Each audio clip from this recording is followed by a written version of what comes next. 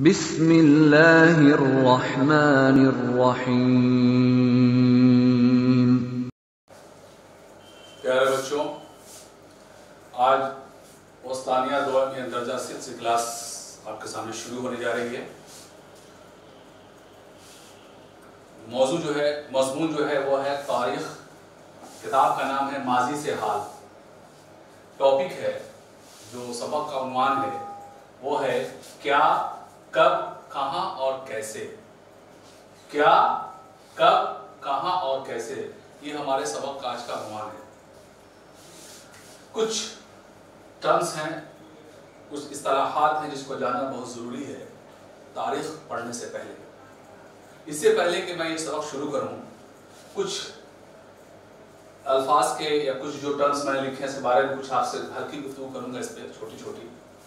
جیسے 1000 سال پہلے کیا ہوا، یہ کیسے پتہ لگائیں گے؟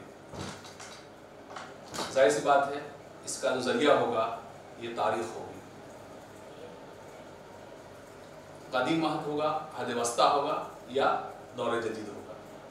مطالعے کا عہد متعین کیسے کریں گے؟ یہ بھی تاریخ کا ایک اہم حصہ ہے کہ کسی بھی اسٹڈی کا، کسی بھی مطالعے کا ہم تعین کیسے کریں گے۔ نو آبادیات یعنی ایسی حکومت جو کوئی مضبوط ممالک کسی کمزور ممالک پہ قبضہ اختیار کر لیتا ہے، وہاں اپنی کالونی یا اپنی فیکٹری قائم کرتا ہے، اس کو کہتے ہیں نو آبادیات، کولونیزم بھی کہتے ہیں اس کو۔ مخطوطہ کہتے ہیں وہ کتابیں، وہ کتاب جس کو ہاتھ سے لکھا جاتا ہو۔ آپ سب جانتے ہیں پیارے بچوں کو، شروع میں جب تاریخ لکھنی شروع کی گئی اس میں چھاپا خانہ نہیں تھا، پیپرز نہیں تھے، تو بھوج پتھر پہ، یہ بڑے بڑے پیڑوں کے چھال پہ یا تامر پاتر پہ، پتھروں پہ لکھے جاتے تھے تاریخ۔ اس کو ہم کہتے ہیں مخطوطے، یعنی وہ چیزیں جو ہاتھ سے لکھی جاتی والی کتابیں، خاص طور سے اس کو مخطوطہ کہتے ہیں۔ عجائب خانہ یا عجائب گھر ایسی جگہ جہاں پرانی باقیات، تاریخی چیزیں جہاں رکھی جاتی ہوں، عہد قدیم کی وہ اشیاء جو ہمارے لیے نایاب ہو، زمین کے اندر باقیات کی شکل میں پائی جاتی ہو، اس کو لا کے ہم رکھتے ہیں عجائب خانوں میں تاکہ ہم تاریخ کو صحیح سے جان سکیں۔ آگے ہے واقعات، اس کو کہتے ہیں اوشیش، جو زمین کے اندر پایا جاتا ہے۔ زیر زمین جب ہم کھدائی کرتے ہیں تو اس کے اندر سے ہمارے اوشیش ملتے ہیں جس کو ہم کہتے ہیں واقعات۔ علم سکہ ایک طرح سے وہ علم جس میں ہم پرانے سکوں کا مطالعہ کرتے ہیں۔ ریڈیو کاربن طریقہ کار یا کاربن 40 طریقہ کار، میں آپ بتاؤں گا۔ ایک طرح سے زمین کے اندر جو چیزیں دبی ہیں، جانور، پیڑ پودے اور جو چیزیں ہیں، ان کے بارے میں جاننا کہ وہ کتنی پرانی ہیں، اس کو ہم جانتے ہیں ریڈیو کاربن طریقہ کار کے ذریعے۔ انشاءاللہ یہ گفتگو میں آپ سے ان سب کو کروں گا۔ اب سوال پیدا یہ ہوتا ہے کہ آخر تاریخ کا مطالعہ ہم جو کرتے ہیں کیوں کرتے ہیں؟ ہم نے اس سے پہلے بھی کلاس میں پیارے بچوں بتایا تھا آپ کو کہ تاریخ جاننا اس لیے ضروری ہے تاکہ اس وقت کے ہم حالات کو، اس وقت کے سیاسی حالات کو جانیں اور اپنے مستقبل کا جو بنیاد ڈالیں، اپنے مستقبل کی تعمیر جو ہم کریں، انہی حالاتوں کو دیکھتے ہوئے جدید مستقبل کی ہم تاریخ اس کی بنیاد ڈالیں۔ یہ تاریخ کا مطالعہ کا مقصد یہ ہوتا ہے۔ اب ہزاروں سال پہلے تاریخ کا تعین کیسے ہوتا تھا، یہ جاننا بہت ضروری ہے۔ آپ جانتے ہیں کہ اگر 10 کل یا پرسوں کی خبر جاننا ہو تو ہم ریڈیو، ٹیلی ویژن، اخبارات کے ذریعے ہم جانتے ہیں کہ کل کہاں کہاں کیا ہوا۔ یہ جتنے ہمارے ذرائع ہیں ان کے ذریعے ہم جانتے ہیں، میڈیا کے ذریعے، ٹی وی ہے، ٹیلی ویژنس ہیں، اخبارات ہیں، انفارمیشنز ہیں، لوگوں سے فون کر کے آج کل میسیج سے جانتے ہیں کہ فلاں فلاں جگہ یہ حادثہ ہو گیا ہے۔ لیکن 10 سال پہلے، 20 سال پہلے، 25 سال پہلے، 30 سال پہلے اگر کسی کے حالات کو جاننے ہوں، اب اس وقت ماحولات کو جاننا ہو تو اپنی دادی، نانی، بڑے لوگوں سے ہم کہانی قصے سن کے اس وقت کے حالات کو جانتے ہیں۔ لیکن اگر ہم کو ہزاروں سال پہلے کے بارے میں جاننا ہو تو اس کو کیسے جانیں گے؟ اس کو جب بھی ہم جانیں گے میرے پیارے بچوں تو اس کو ہم تاریخ کے ذریعے جانیں گے۔ تاریخ کا مطالعہ کرنے کے بعد ہی پتہ چلے گا کہ ہزاروں سال پہلے ہمارے آبا اجداد کیسے رہتے تھے، کیا کھاتے تھے، کیا کرتے تھے، ان کا رسم و رواج کیا تھا، ان کا پہنا اوڑھاوا کیا تھا۔ اس کو ہم جانتے ہیں تاریخ کے ذریعے۔ اور ماضی سے لے کر حال تک کے معلومات کو جاننے کے لیے इसी लिए इस किताब का नाम रखा है माजी से लेकर हाल तक के मालूमात यानी तारीख का मुताला इसमें हम करते हैं। अब मुताले का ताउन हम कैसे करते हैं, मुताले का तायुन कैसे करते हैं कि मुताला हम किस तरह करें। चूँकि तारीख को बुनियादी तौर पर हम 3 हिस्सों में बांटते हैं, अहद कदीम एंशिएंट पीरियड, अहद वस्ता मिडेवल पीरियड और अहद जदीद मॉडर्न पीरियड। आसानी के लिए हम ये 3 अदवार में तारीख को बांटते हैं। अगर हम शुरू का वक्त देखें, ख़ासतौर से दौर कदीम का, जिस वक्त इंसान जंगलों में रहता था, कबायली ज़िंदगी गुजारता था, आदिवासी शक्ल में रहता था, कुदरती चीज़ों का इस्तेमाल करता था, जड़ी बूटी का इस्तेमाल करता था, शिकार करता था और मवेशी पालन सीखा, शिकार करना सीखा, फिर धीरे धीरे खेती करना से शुरू किया, पहिए का ईजाद हुई। पहले वो गोश्त कच्चा खाता था, बाद में जब उसने 2 पत्थरों के टकराने से जो चिंगारी शोला पैदा हुआ, उससे उसने आग की ईजाद की, तो पहिया और आग का ईजाद हुआ और आधे कदीम में। उसके बाद धीरे धीरे जो है उसने खेती करना, मवेशी परवरिश सीख लिया उसने, फूड एंड गैदरिंग जो कहते हैं, फिशिंग, हंटिंग एंड गैदरिंग। वक्त के साथ साथ धीरे धीरे कस्बे, शहरों, गांव, कस्बा और शहरों की बुनियाद पड़ी। छठी सदी ईसा कबल एक मुअज़्ज़म रियासतों की तामीर हुई। फिर धीरे धीरे हम अगर आते हैं तो छठी सदी ईस्वी तक आते आते कुछ सल्तनत बनी, फिर सल्तनतों का बिखराव हुआ, फिर धीरे धीरे छोटी छोटी रास्ते बनने लगे।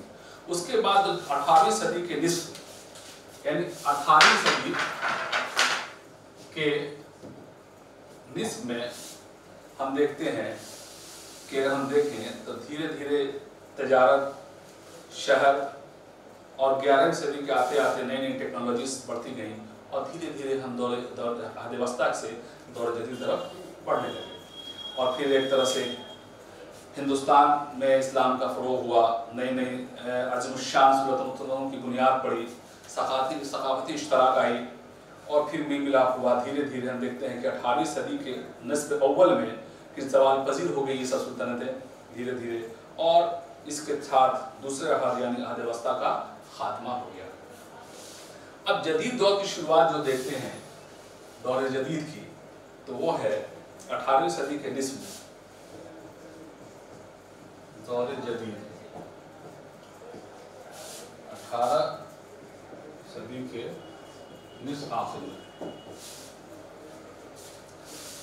18 सदी के निस्फ़ आखिर में जो है हम देखते हैं कि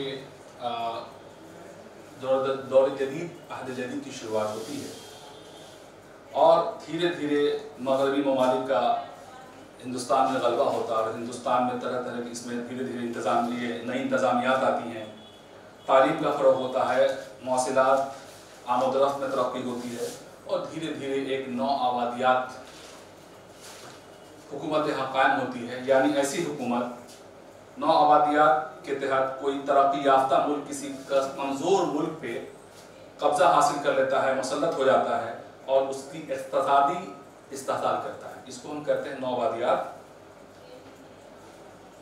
आगे आगे कई तहरीकें होती हैं, आदम तशद्दुद की धीरे धीरे बढ़ते बढ़ते हम आज़ादी के लिए बहुत से तहरीक शुरू करते हैं, खिलाफत मूवमेंट, आदम तशद्दुद, फिर हम भारत छोड़ो क्विट इंडिया मूवमेंट करते करते 1947 में 1947 ईस्वी में हिंदुस्तान जो है आज़ाद हो जाता है और ये यही अहद हिंदुस्तान की जदीद तारीख की नुमाइंदगी करता है। अब ये हम 3 दौर में बांटने के बाद आगे जब हम चलते हैं तो बनी नौ इंसान की तारीख़ी मालूमात हमें कई ज़राए से हासिल होती है। पहला है मखतूता, हमने पहले भी बताया था, मखतूता यानी वो किताबें जो हाथ से लिखी हुई हों, जिसको हम जानते हैं कि पटना में खुदाबख्श काला अरबी में बहुत से मखतूते पड़े हैं, मोनोस्क्रिप्ट जो हाथ से लिखी हुई वो किताबें हैं, जिसको हम कहते हैं मखतूते।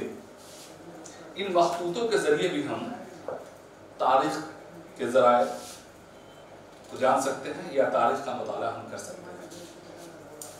कुछ मखतूते हैं, आप ये मखतूते कहाँ हैं? आजकल म्यूज़ियम में, अजायब खानों में, संग्रहालयों में इसको रखा गया है।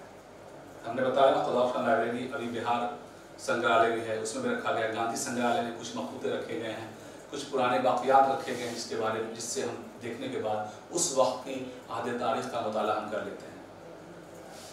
फिर इसके अलावा कुछ तहरीरी हैं जहाँ महाकाव्य जिसको एपिक कहते हैं, महाभारत, रामायण, कुछ नज़में हैं, ड्रामे हैं जो संस्कृत में लिखे गए, कुछ प्राकृत में लिखे गए, कुछ तमिल में लिखे गए।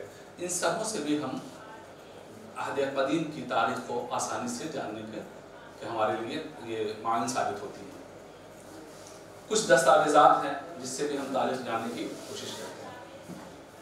प्यारे बच्चों, एक सिक्का हुक्मरानों के जरिए जारी किए जाते थे जिस पर शाही निशान होता था, मजहबी निशानियाँ होती थी, इस पर रस्म खत्म होता था, जिसको हम सिक्कों का मुताला कहते हैं। इससे भी हम तारीख, उस वक्त की तारीख को जानने में बहुत आसानी होती है।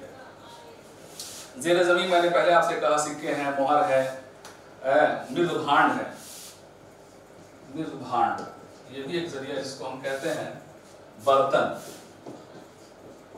कदीम ज़माने में बहुत से बर्तन जो ज़मींदोज़ है, ज़ेर ज़मीन है, उसको जब हम निकालते तो मृदभांड कहते हैं। उससे भी उस ज़माने की तारीख का मुताला करने में हमको सहूलत होती है। सिक्कों के ज़रिए, मोहर के ज़रिए, जिस पे उस ज़माने के बादशाहों के निशान रहते थे, उन बादशाहों के ज़माने की मजहबी निशान होते थे, कुछ सिम्बल्स होते थे, कुछ संकेत होते थे, जिससे हम उस ज़माने की तारीख को जानने में बहुत हमको सहूलत हासिल होती है।